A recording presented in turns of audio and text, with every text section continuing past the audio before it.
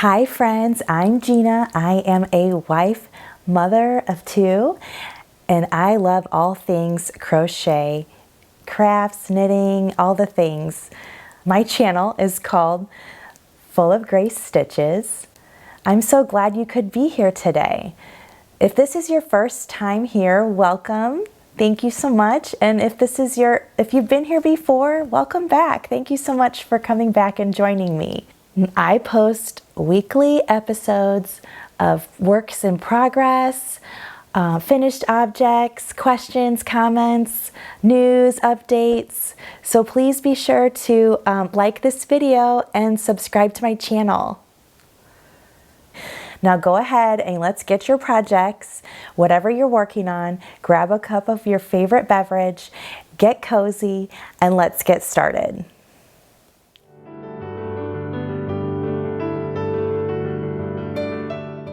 The first project that I wanted to share are my Dainty Daisy granny squares. Now I haven't had as much time to work on my on both of these projects, the other granny square project as well, but I am hoping to get a little bit further, get some more traction on this Dainty Daisy granny square project. Here they are. I have two bags. I already shared this in my last episode. So I have 145 squares, and my goal is to get 480 to make a nice big lap blanket for my daughter for her birthday, which is in the end of May. So I will just kind of see what happens if I can reach my goal. If I can't reach my goal, then I'm not going to beat myself up over it too much, because you know, she's turning 1, so she doesn't really know that she's getting a blanket. So I'm just gonna try to hopefully get it in there on time, but we'll see what happens. And I would like to actually create this instead of it being a baby blanket, because she is a baby, but I kind of want this to be a project, a blanket actually, that she can use and grow into and have when she's older as a memory too. So I thought making it an Afghan would be a better option for that. The other project that I have is the granny square project. Here's the bag of granny squares, and I counted these, and I have 64 finished squares, and my goal is 130 squares for that project. So, and this project, the classic granny square project, it's less priority than the other projects that I'm working on. So it's just kind of something that if I have the time, I work on it, but I have kind of neglected it a little bit, sorry.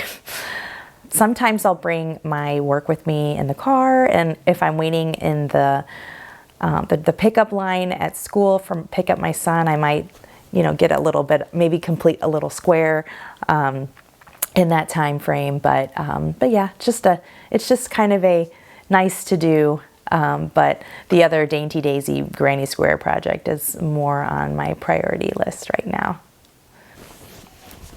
So the next project I'm working on is the temperature blanket. So I completed 7 rows again this week. We had temperatures in the 70s, the 40s, 50s, 70s again, and we had 60s as well. And this is the moss stitch or linen stitch, however you call it.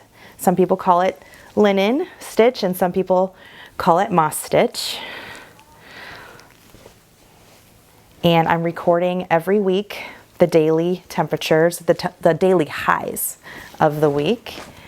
And then every Saturday I work on it, and I do 7 rows every week. So far I have not slacked off, and I work on it when my kids are napping.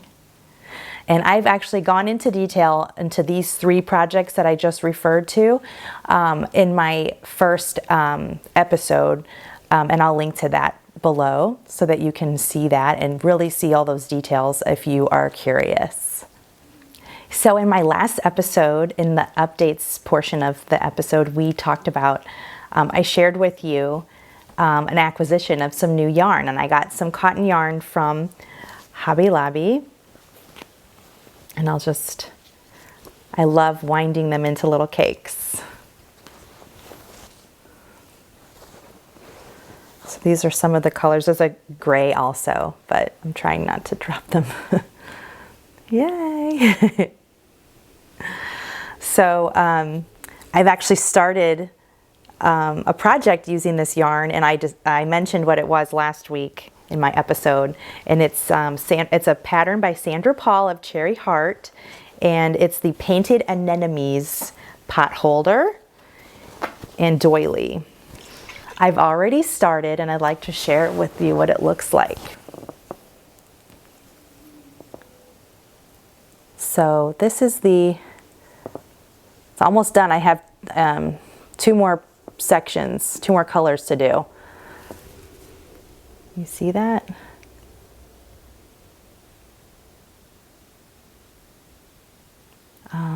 And I have to block it and everything when it's finished, but I love the colors so far. It's really pretty, very springy. And once it's all put together and blocked, it'll look more presentable, but right now it's work in progress.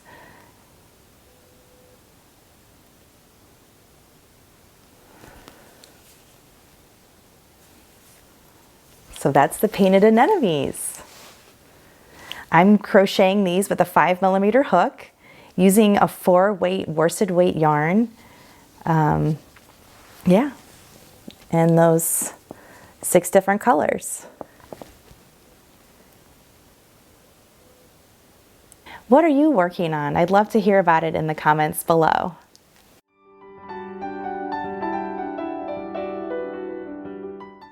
As far as news and updates go, I haven't acquired anything new this week as far as yarn goes. I do have something on order that I will maybe unbox with you next time. We'll do that. That will be fun. So we'll look forward to that next episode. There are some projects that I have on my wish list that I would like to work on. One of which is the Just Feel Festive shawl. In episode 2, I shared with you some mandala yarn, and I would like to get that project going in the near future. Once I get through these Dainty Daisy Granny Square project, I think it will allow me to have a little bit more time for new projects. But I wanted to start that Potholder one just because it's a quick and easy project that'll make me feel like I'm, being productive, doing another project without it taking on too much time.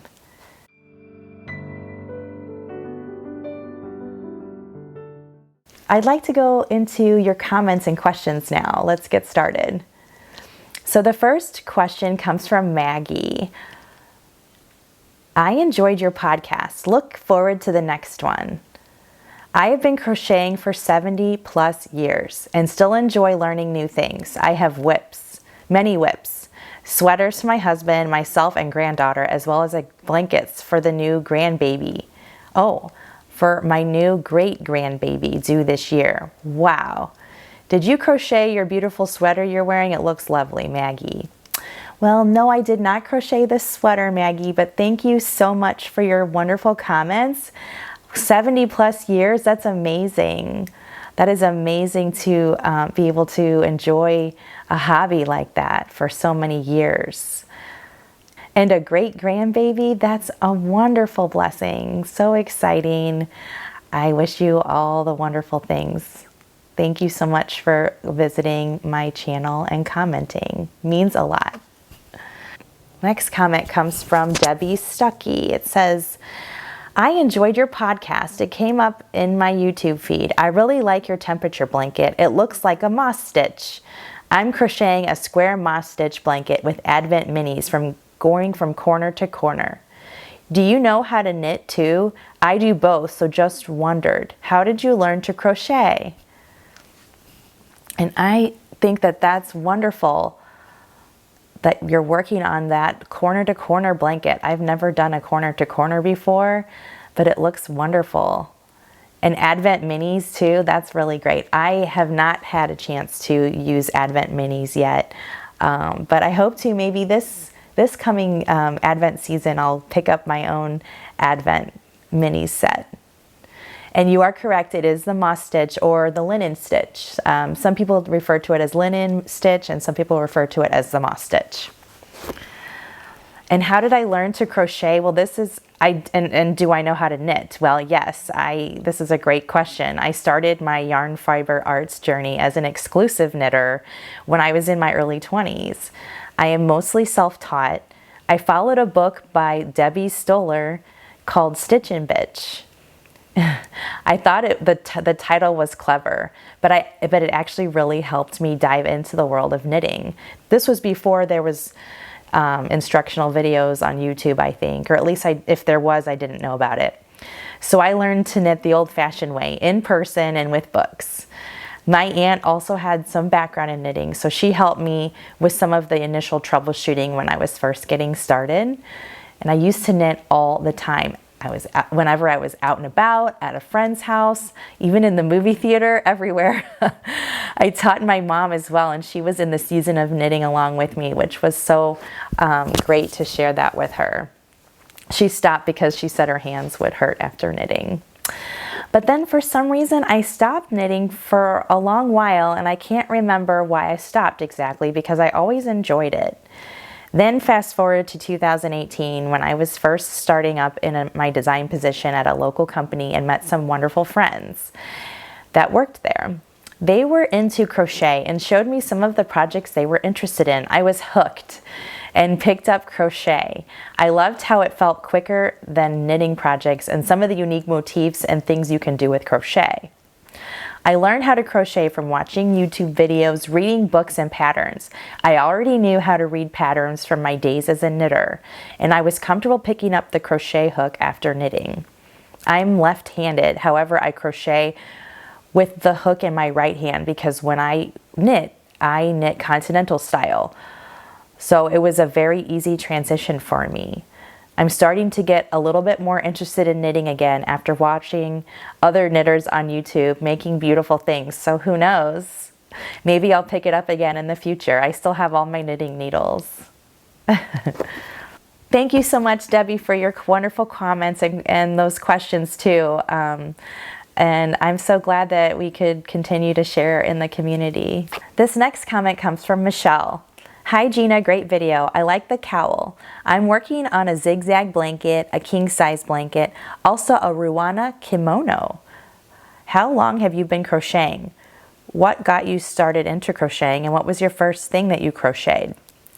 Well, so I've been crocheting, like I said in my previous answer, since 2018, and I got into crocheting from, being inspired by some of my friends that I used to work with.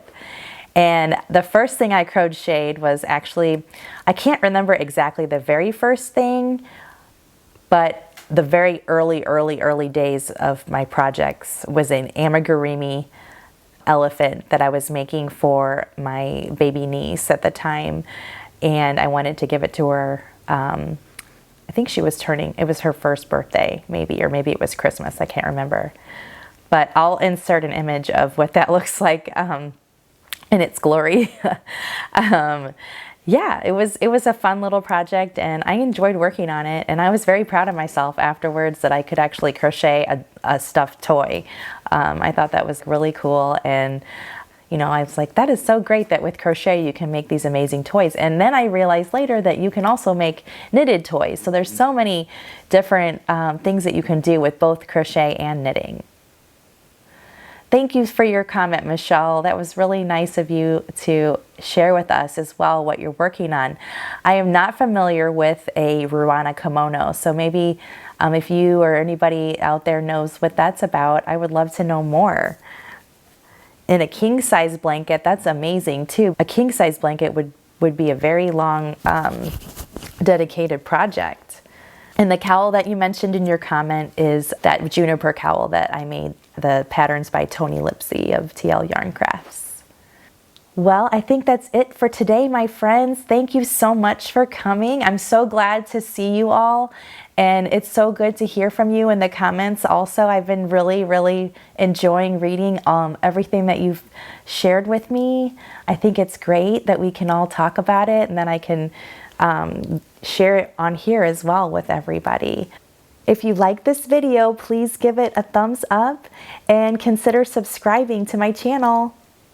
I look forward to seeing you in the next video. Thank you so much. Bye.